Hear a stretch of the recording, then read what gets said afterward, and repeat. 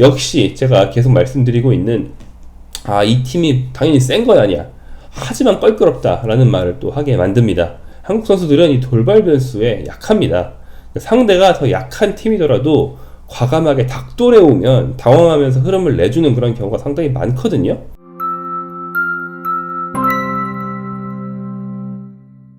야, 축구를 잘하는 건 아니다. 근데 상대로 만나면 너무 까다로울 것 같다 라는 생각을 딱 들게 하는 게 바로 요즘 남아공의 경기입니다. 자, 왜 그런지 남아공 대 짐바브웨 경기 리뷰로 전해드리려고 하는데요. 3경기째 남아공 보면서 어떤 느낌을 받고 있는지도 한번 아울러 얘기해 보겠습니다. 이 팀 보면 정신 나갈 것 같은 그런 날이 있거든요. 오늘이 딱 그런 날이었습니다. 그동안보다 더욱더 정신이 혼미해지는 경기 남아공 대 짐바브웨 리뷰 시작합니다. 안녕하세요. 한국 시간 30일 새벽에 열린 아프리카 네이션스컵 경기에 대해서 리뷰를 해보려고 합니다. 이 경기는 모로코 마라케시의 마라케시 스타디움에서 열렸고요. 모로코가 이번 네이션스컵 개최지죠. 이번 경기 아프리카 네이션스컵 조별리그 B조 3차전이었습니다. 남아공과 짐바브웨의 경기였는데요. 남아공이 짐바브웨를 3대2로 격파하면서 이제 16강 진출에 성공합니다. 아직 상대는 정해지지 않았습니다. 남아공은 이집트에 한번 졌어요. 하지만 앙골라와 짐바브웨를 잡아내면서 2승 1패, 딱 봐도 전형적인 조 2위의 그런 승점인데요. 그렇게 하면서 조 2위로 16강에 올라갔습니다.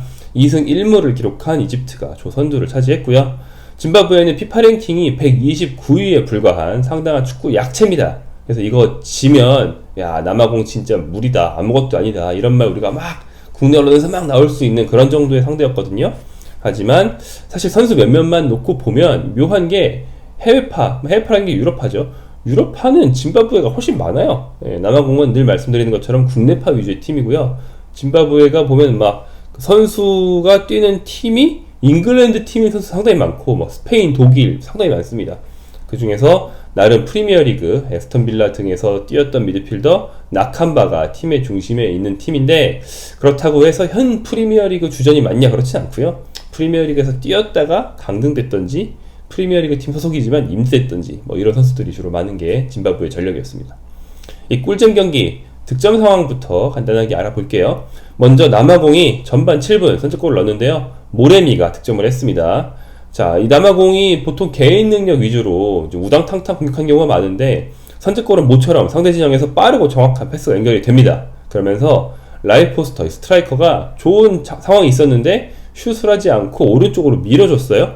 모레미가 왼발 크로스를 시도했는데 이게 상대 선수를 맞고 들어갑니다. 근데 자책골이 아니고 모레미 골로 기록이 됐는데, 물론 모레미가 킥을 한 궤적 자체가 그대로 들어갈 수도 있는 궤적이긴 했지만, 킥이 상대 선수 다리 아래쪽을 맞고 거의 사타구니 쪽을 맞고 튕겨서 통 이렇게 들어가는 건데 자책골 아닌가 싶은 생각이 드는, 아무튼 행운이 많이 따른 득점이었습니다. 9분 짐바브웨에서 동점골을 만드는데요. 마스완 하이스, 이날 짐바브웨에서 가장 빛났던 공격 자원이 골을 터뜨립니다. 남아공이 중앙에서 수비가 굉장히 안 좋았어요. 그러자 마스완 하이스가 기습적으로 수비형 미드필더와 수비수 쪽을 뚫고 중앙 돌파를 합니다. 그러면서 강슛으로 마무리를 해냈고요. 이것은 남아공이 좀 수비를 제대로 하지 않은 것과 그 기회를 놓치지 않은 짐바브웨.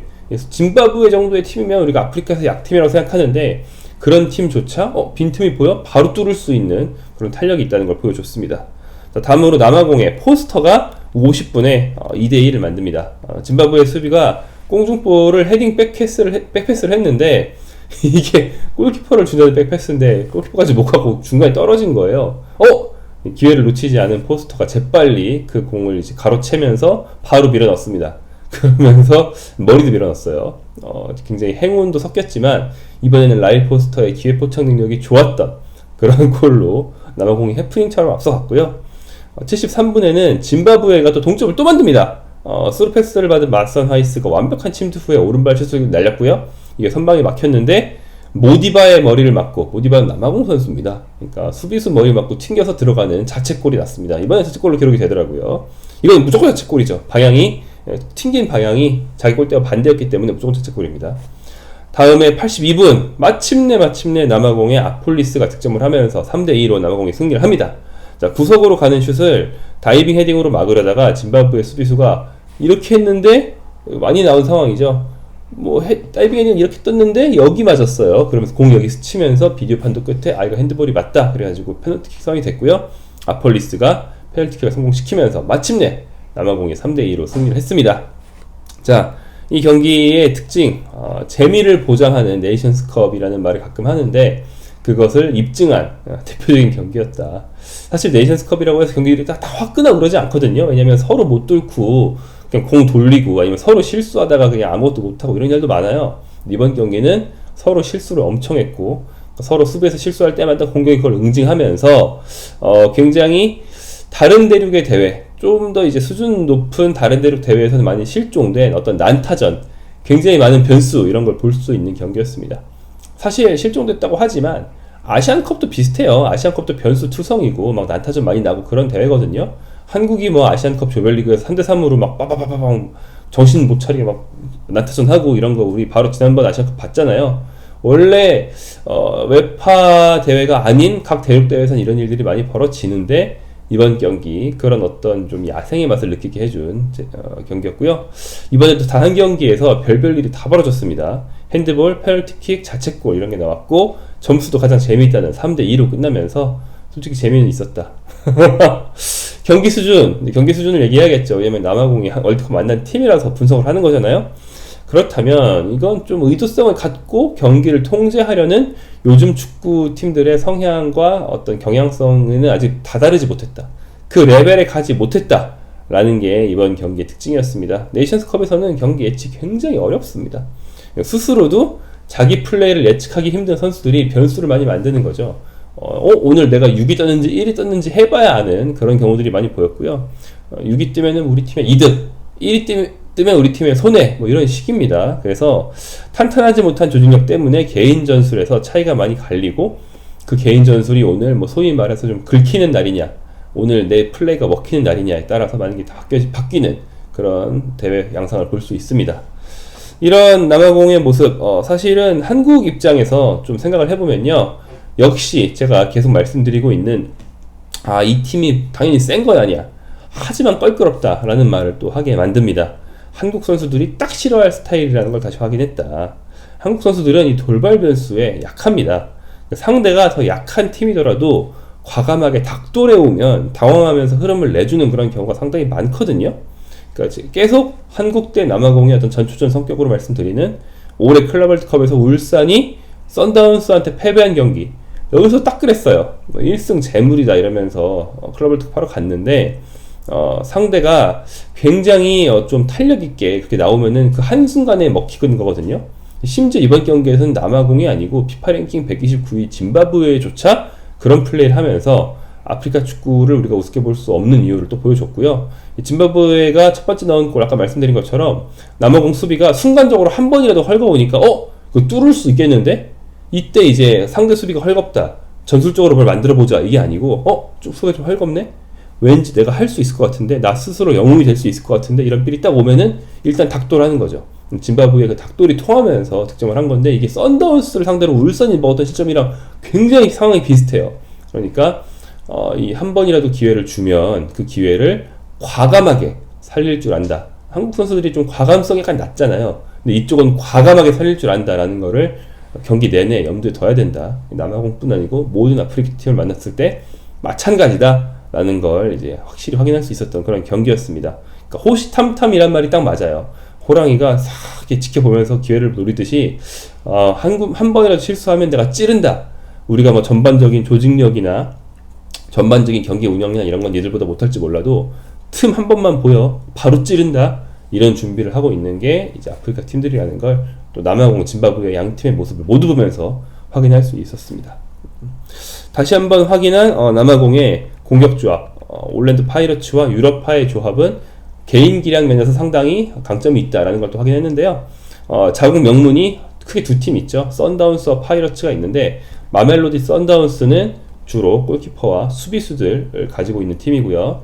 공격 자원은 올랜도 파이러츠에서 주로 나옵니다. 그래서 국내파가 굉장히 많은 남아공의 특징은 이 두 팀의 선수들이 공수로 조합이 되고요. 여기에 일부 유럽파가 중요 포지션에서 중심을 잡아주면서 완성이 되는 거거든요. 이번 경기 마찬가지입니다.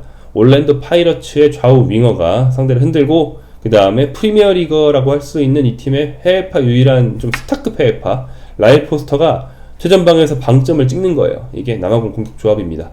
이번 경기 깔끔한 골은 하나도 없었죠. 다 운이 좋든지 우당탕탕 하던지 뭐 주워 먹던지 뭐 이런 느낌이지만 아무튼 결과적으로는 파이러츠의 아폴리스와 모레미가 각각 한 골, 그리고 프리미어리그 포스터가 한 골, 이렇게 하면서 세 명이 한 골씩 나눠 넣었습니다.